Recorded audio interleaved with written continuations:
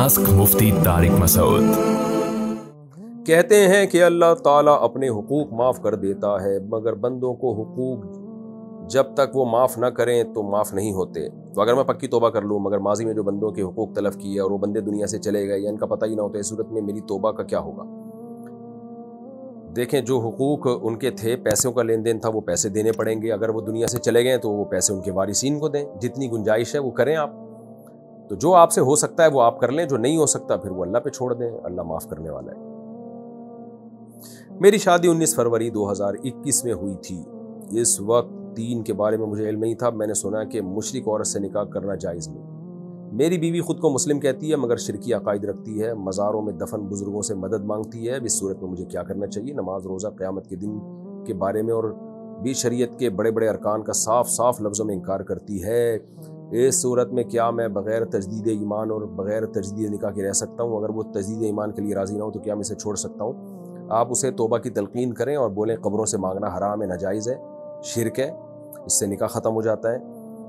अगर वो मान जाए ठीक है, नहीं माने तो फिर उसको, अगर मान जाती है तो इस निकाह दोबारा करें, और अगर नहीं मानती तो फिर आप उसको छोड़ दें। आपके लिए उसके साथ रहना और मियाँ बीवी वाला रिलेशन फिर हराम है, नाजायज़ है।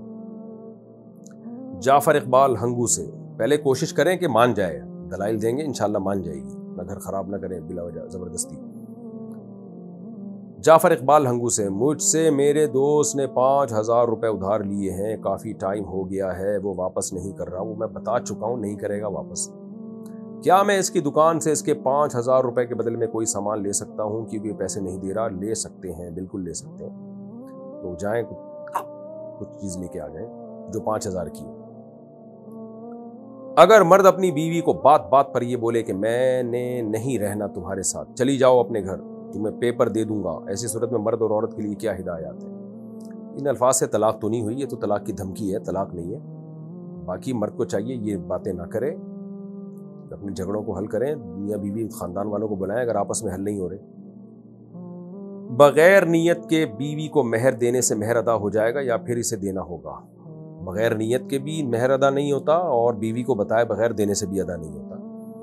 आप बताएंगे कि मेहर की रकम दे रहा हूँ और वो एज ए मेहर एक्सेप्ट करेगी तो वो अदा होगा, वरना तो हर आदमी बीवी को जेब खर्ची तो दे रहा होता है। मरने से पहले बोले कि बेगम मैंने जितनी पॉकेट मनी दी थी वो सारा मेहर हो गया, बेगम बोलेगी हम तो मेहर समझ के नहीं लेते रहे उसको।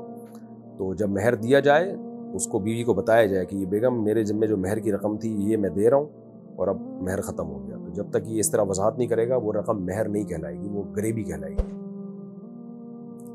क्या बहनोई और साली और घरवाली एक ही कमरे में सो सकते हैं, एक ही कमरे में रह सकते हैं? नहीं रह सकते। साली का पर्दा है बहनोई से, तो जायज़ नहीं है एक साथ रहना। अगर ज़कात 7.5 तोले सोने पर है तो इस दौर में 5,000 रुपये तोला सोना था और अब तकरीबन 3 लाख रुपए तोला है, तो इस पर थोड़ी रोशनी डालिए। रोशनी किस पे डालनी है? आपने तो रिपोर्ट पेश की है कि उस वक्त ऐसा था, अब ऐसा है। आप शायद इस पे रोशनी डालना चाह रहे हैं कि 5,000 रुपये तोला सोना था और उस वक्त आपने ज़कात नहीं दी और अब पुरानी ज़कात देना चाहते हैं, तो किस कीमत पे देंगे? तो अगर खाली सोना ही था आपके पास और 1 रुपया भी नहीं था तो सोने की मौजूदा वैल्यू पे आप ज़कात देंगे, और अगर सोने के साथ कुछ रकम थी तो फिर सोने का निसाब नहीं देखा जाता, 52.5 तोले चांदी की कीमत देखी जाती है, तो फिर कीमत के हिसाब से देंगे। यानी उस वक्त सोने की जो कीमत थी वो कम थी तो उसी कीमत का 2.5% देना पड़ेगा आज आपको। मैं नौ मुस्लिम हूँ, 6 साल पहले मुसलमान हुआ था तो तुरंत नमाज फ़र्ज हो गई थी। तुरंत बोले तो फ़ौरन। 1 साल मुझे नमाज सीखने में लग गया था, तो क्या मुझे क़ज़ाए उम्री पढ़नी पड़ेगी? बहुत टेंशन में हूँ। अगर आपने नमाज़ें पढ़ी हैं तो फिर क़ज़ाए उम्री पढ़ने की ज़रूरत नहीं है। जो सीखने में टाइम लगा, तो जिस तरह बस अरकान भी अगर अदा हो गए थे ना, जैसे आपको सूरह फातिहा नहीं आती थी लेकिन आप सूरह फातिहा सीख रहे थे और जितनी सीखते थे उतनी पढ़ लेते थे, क़याम कर लेते थे, रुकू कर लेते थे, 2 सजदे, जो यानी जो अरकान होते हैं नमाज के बेसिक अरकान, तो आपकी नमाज हो गई।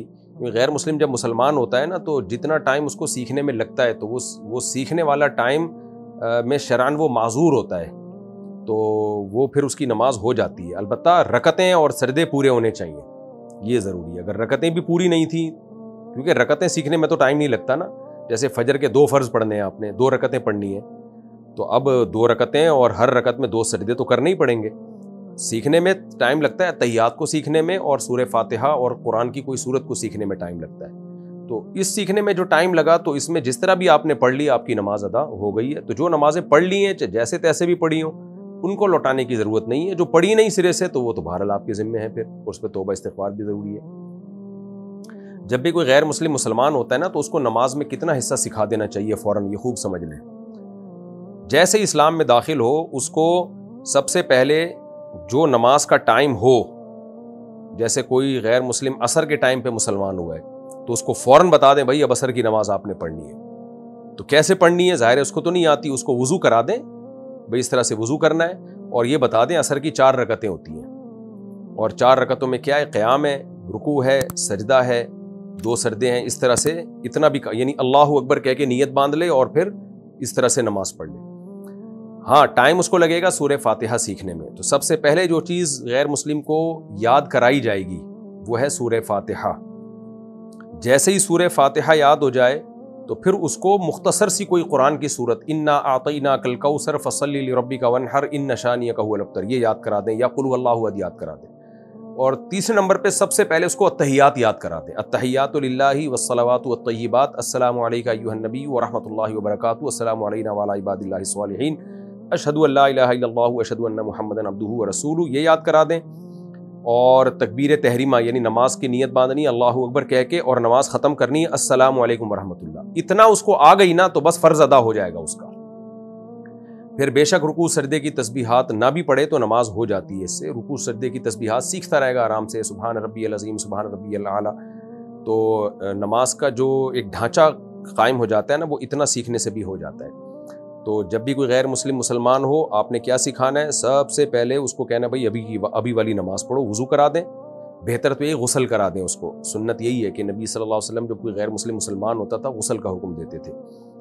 تو اگر حالت جنابت میں ہے تو پھر تو غسل فرض ہے، تو غسل کرا دیا اس کو اور فوراً بولا بھائی آپ نے اب وقتی نماز پڑھنی ہے کیونکہ نماز قضا نہ ہو. اب کیسے پڑھے گا؟ آپ بتا دیں بھائی عصر کی نماز ہے 4 فرض پڑھ لو. بھائی مجھے تو فاتحہ نہیں آتی، کوئی بات نہیں، فاتحہ سیکھتے رہنا، ابھی صرف ایسے کر لو اللہ اکبر کہہ کے نیت باندھ کے کھڑے ہو جاؤ. اگر جماعت کی نماز ہو رہی ہے تو جماعت میں شامل کر لیں اس کو، پھر تو بولیں بھائی بس اللہ اکبر کہہ کے پیچھے کھڑے ہو جاؤ اور امام جو کچھ کر رہے ہیں آپ اس کے ساتھ ساتھ کرتے رہو. اللہ اکبر کہہ کے نیت باندھنا ہے اور السلام علیکم ورحمۃ اللہ کہہ کے نماز ختم کرنی ہے. یہ 2 لفظ تو فوراً سکھا دیں. اور پھر تیسرے نمبر پہ سورہ فاتحہ سکھا دیں اس کو، اور قل اللہ احد سکھا دیں اور التحیات سکھا دیں. تو ساری زندگی اتنی بھی پڑھتے رہے گا نا تو نماز اس کی ہو جائے گی. انڈیا سے کسی نے پوچھا ہے کسی کے دل میں محبت کیسے ڈالیں؟ کوئی وظیفہ یا قرآن کی کوئی صورت ہے تو پلیز بتا دیں. حلال محبت دل میں ڈالنی ہو تو اس کے لیے دعا ہے. حلال محبت سمجھ شوہر کی محبت دل میں ڈالنی ہے کہ شوہر مجھ سے محبت کرے، باپ مجھ سے محبت کرے، ماں مجھ سے محبت کرے. گرل فرینڈ بوائے فرینڈ کی محبت کے لیے وظیفے پڑھنا حرام ہے، ناجائز ہے. تو شوہر کے لیے جائز ہے. یا بیوی محبت نہیں کرتی شوہر سے تو شوہر تو کوئی وظیفہ کچھ بس دعا مانگے اللہ سے، بہتر تو یہی ہے.